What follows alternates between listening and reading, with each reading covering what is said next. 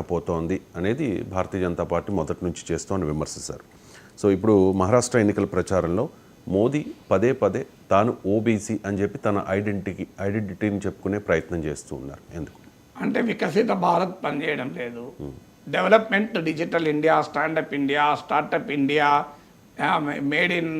Made in India, make in India, ఇవేవి స్వచ్ఛ భారత్ ఇవేవి పనిచేయడం లేదని అర్థం. చైనా, పాకిస్తాన్ కూడా పనిచేయడం లేదు, హిందూ ముస్లిం పనిచేయడం లేదు, ఇక మిగిలింది ఏంటి? సో అందువల్ల తన వ్యక్తిగత అస్తిత్వాన్ని కూడా ప్రధానమంత్రి వాడుకోవాల్సి వచ్చింది. నరేంద్ర మోడీ బీసీల కొరకు ఉద్యమాలు నడిపిన నాయకుడు కాదు. నరేంద్ర మోడీ నిజమే వెనకబడిన కులాల నుంచి వచ్చాడు, అది గొప్పతనం, భారతదేశం గర్వించాలి, భారత డెమోక్రసీ. ఎందుకంటే ఇప్పుడు మన ఉమ్మడి ఆంధ్రప్రదేశ్ నుంచి ఇప్పటి వరకు 50% పైగా బీసీలు ఉన్న ఒక్క ముఖ్యమంత్రి ఎవరు కాలే కదా.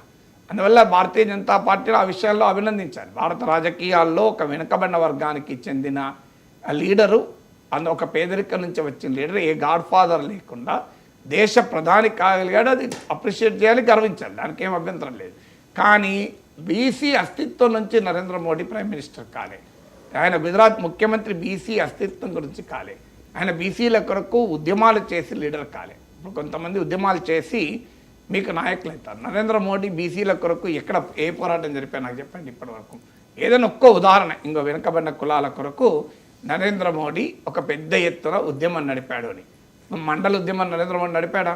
ఇప్పుడు మీకు లాలూ ప్రసాద్ యాదవ్, మీకు ములాయం సింగ్ యాదవ్, వీళ్ళు మండల్ పాలిటిక్స్ పెద్ద ఎత్తున మండల ఉద్యమాల్లో భాగమయ్యారు. పోనీ మండల్ కమిషన్ అమలు కావాలని చెప్పి నరేంద్ర మోడీ ఏమైనా పోరాటం చేశాడా?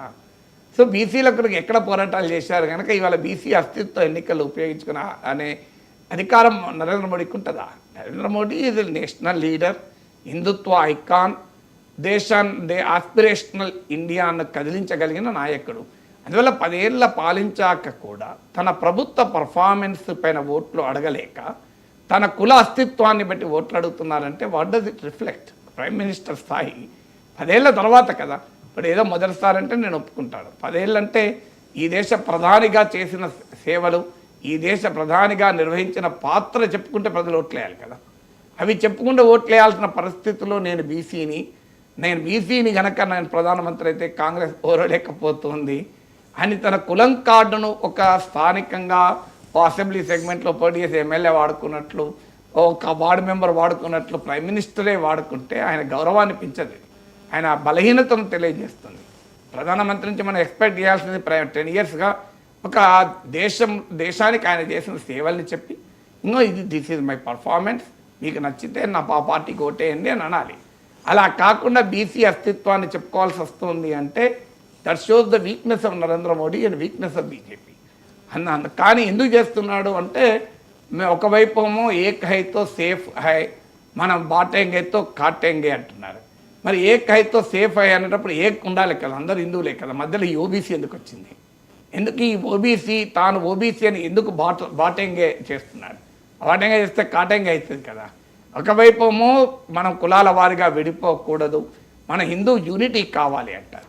కాస్ట్ సెన్సస్ కూడా వ్యతిరేకం, ఎందుకంటే కులాల లెక్కలేస్తే హిందూ సమాజం ఐక్యత పోతుంది. మరోవైపు ప్రైమ్ మినిస్టర్ ఎన్నికల ప్రచారంలో నేను బీసీని అని చెప్తాడు. నేను భారతీయుని చెప్పాల్సిన ప్రైమ్ మినిస్టర్ తన రాజకీయంగా నేను హిందూ నేషనలిస్ట్ అని 2014లో చెప్పాడు. వాస్తవంగా భారతీయుని అని చెప్పుకోవాలి, అది వదిలేసి అట్లీస్ట్ 2014లో తానుగా క్యారెక్టరైజ్ చేసుకున్న హిందూ నేషనలిస్ట్ కూడా వదిలేసి నేను ఓబీసీని అని చెప్పుకునే స్థితికి నరేంద్ర మోడీ వచ్చారంటే అది ఆయన బలహీనతను తెలియజేస్తుంది, ప్రధానమంత్రి పదవికి ఉన్న గౌరవాన్ని దెబ్బతీస్తుంది. అందువల్ల మనం ఆశించాల్సింది ప్రైమ్ మినిస్టర్ నుంచి అది కాదు.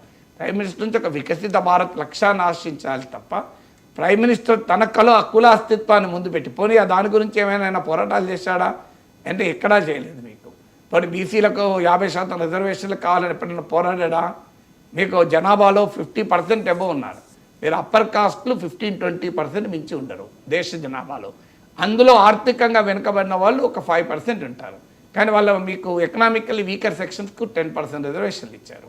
అంటే జనాభాలో 10% కూడా ఉండరు ఎకనామికల్లీ వీకర్ అప్పర్ కాస్ట్, అయినా కూడా 10% ఇచ్చారు. మరి బీసీలు దేశ జనాభాలో 52%.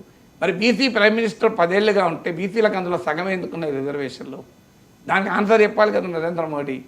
సో మీరే ఇచ్చారు కదా ఎకనామికలీ పూర్ పర్సన్ చెప్పి ఆర్థికంగా వెనుకబడిన అగ్రకులాల వారికి 10% ఇచ్చారు. మరి 10% ఉన్నారా భారతదేశ జనాభాలో?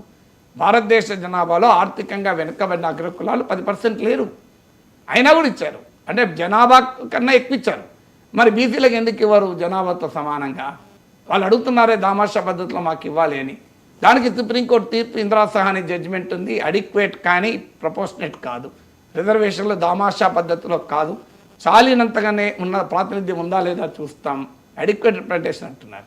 మరి ఈ తీరు బీసీలకు ఎందుకు వర్తిస్తుంది? ఎందుకు మరి అగ్రకులాల పేదలకు ఇచ్చినప్పుడు మీకు ఈ తేడా? మీకు మన బీసీ జనాభా, నేను బీసీని, మా బీసీల జనాభా 52% ఉంది, రిజర్వేషన్లు అందులో సగమే ఉన్నాయి అని అగ్రకుల పేదలకు 10% ఇచ్చేటప్పుడు నరేంద్ర మోడీ బీసీ నాయకుడికి ఎందుకు అనిపించలేదు? నాలాంటి వాడు అంటున్నాడు కదా, నేను నా కులం ఏ కులంలో పుట్టానంతో సంబంధం లేకుండా నేను ఏ కులంలో పుట్టాలని నేను నిర్ణయించుకోలేను. పుట్టిన తర్వాత న్యాయం వైపు ఉండాలనేది మాత్రమే నేను నిర్ణయించుకుంటాను. నేను బీసీ కులంలో పుట్టలేదు, కానీ మరి బీసీలకు అన్యాయమే కదా. మీరు అగ్రకుల పేదలకు 10% జనాభాలో లేకపోయినా మీరు 10% ఇచ్చారు. మరి బీసీలు 52% ఉన్న బీసీలకు ఎందుకు ఇవ్వరు 50%? ఇది ఎందుకు నరేంద్ర మోడీ అడగడు? దీనికి ఆన్సర్ ఉండాలి కదా ఈ ప్రశ్న. నువ్వు ఓబీసీ అస్తిత్వాన్ని ముందు పెట్టినప్పుడు ఇవన్నీ ప్రశ్నలు అనివార్యంగా వస్తాయి కదా. Right sir. మహారాష్ట్ర ఎన్నికల ప్రచారంలో మహాయుతి స్లోగన్ ఏక్ హేతో సేఫ్ హే. పవన్ కళ్యాణ్ కూడా ఎన్నికల ప్రచారంలో అదే చెప్పారు సార్.